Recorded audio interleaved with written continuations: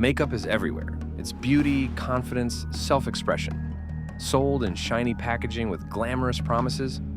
But do you know that your favorite beauty product might come at the cost of someone else's childhood? What if the shimmer on your skin was built on suffering buried deep underground? We don't think twice.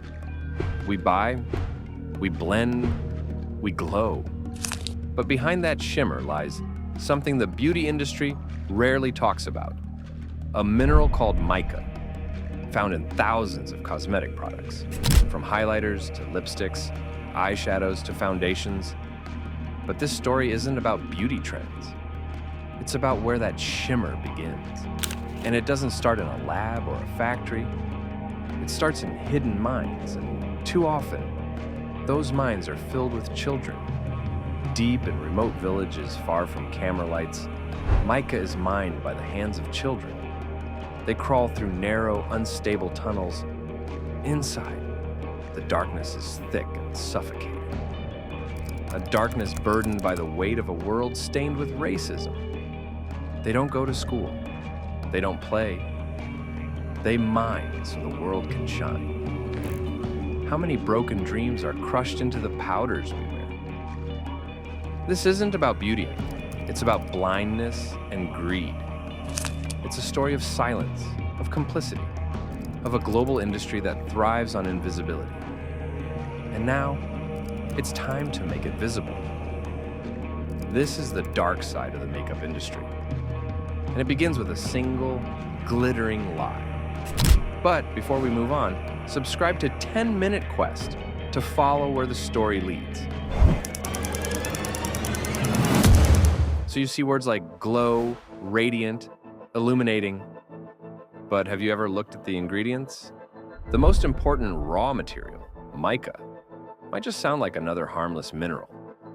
It's responsible for the shimmering glow in thousands of makeup products, as well as in electronics, paints, toothpaste, construction materials, and so on. The world's biggest mica mines are located in India's Jharkhand and Bihar states, regions marked by extreme poverty and weak governance.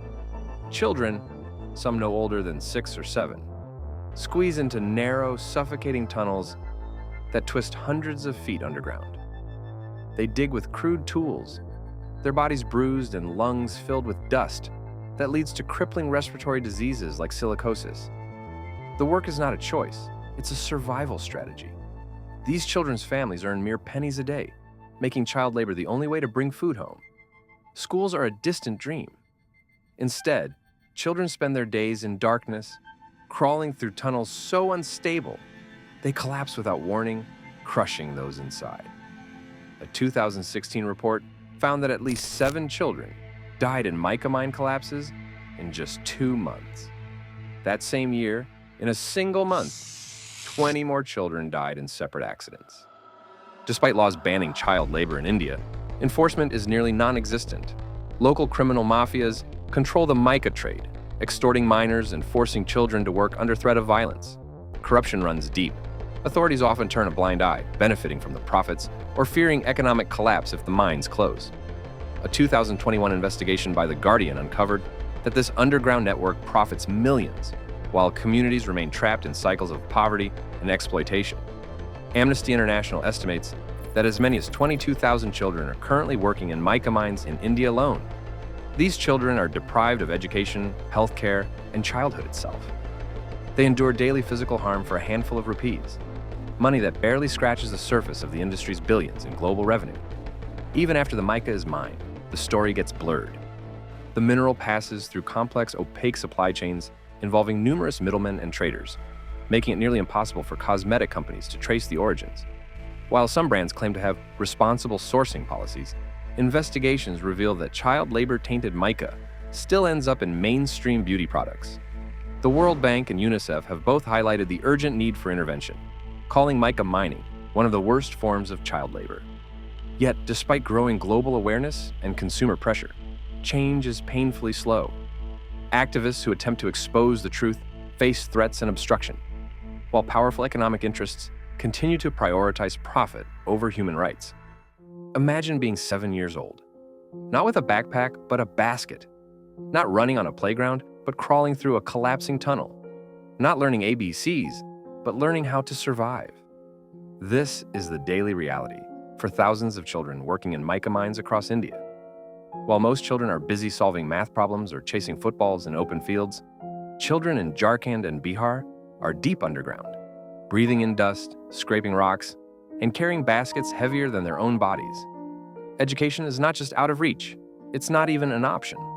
These children are born into poverty so brutal that work becomes their only way to live.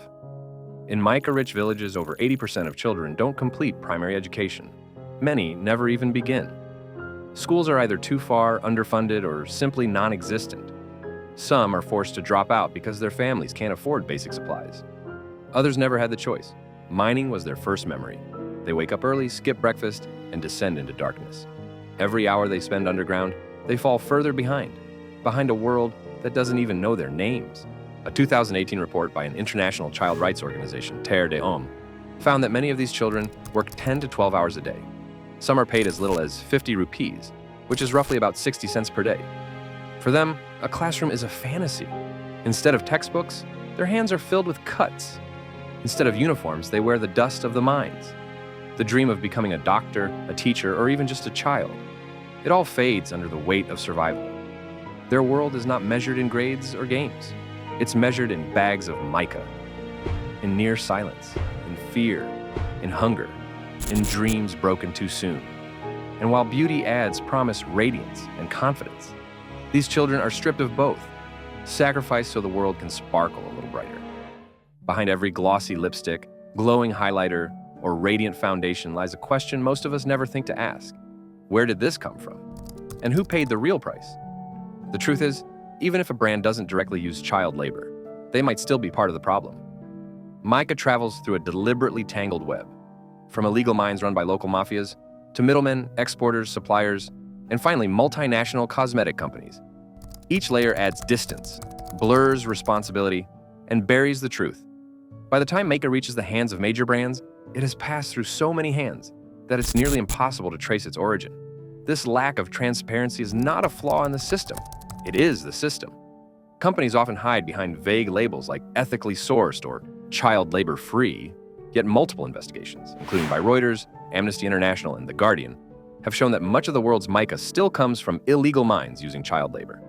Even brands that promise clean beauty often rely on third-party suppliers who can't or won't prove where their mica really comes from. According to Terre des Hommes, over 60% of the world's mica comes from India, much of it unregulated. Brands know this, governments know this, but accountability gets lost in profit margins and marketing campaigns. Some companies have turned to synthetic mica, a lab-made alternative that's more transparent and cruelty-free. Others are investing in better audits and fair trade sourcing. But here's the hard truth. Most of the beauty industry still runs on silence, shadows, and supply chain secrets. So, the question we must ask isn't just what's in our makeup. It's, is beauty worth it if it's built on cruelty? Because every consumer choice is a vote. And if enough of us demand transparency, demand mica that isn't mined by a 7-year-old in a pit, then maybe the world can finally shine without breaking children to do it. But not everyone is silent. Some are fighting to bring light into the darkness. The Kailash Satyarthi Children's Foundation, KSCF, founded by Nobel Peace Prize winner Kailash Satyarthi, a lifelong child rights activist, has been working on the ground in India to end child labor in mica mining. Through initiatives like the Bal Mitragram or child-friendly village model, the foundation helps rescue children from mines, reintegrate them into schools, and empower local communities to become self-sufficient, free from exploitation.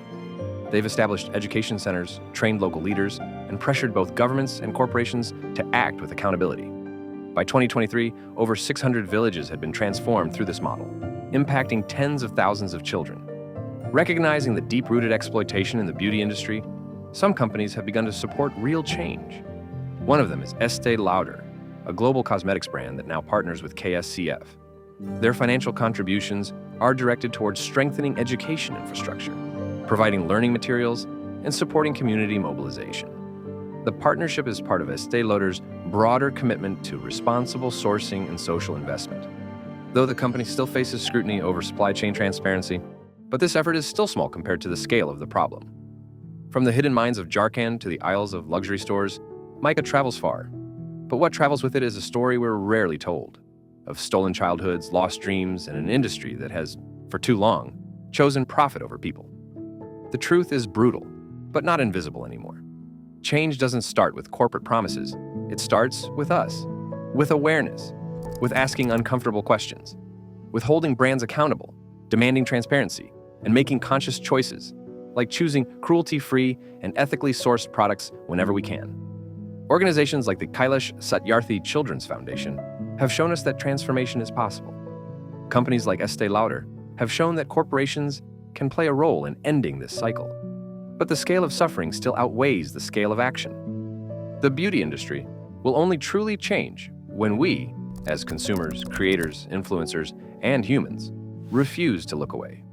Because no highlighter is worth a child's life. No shimmer should come from suffering.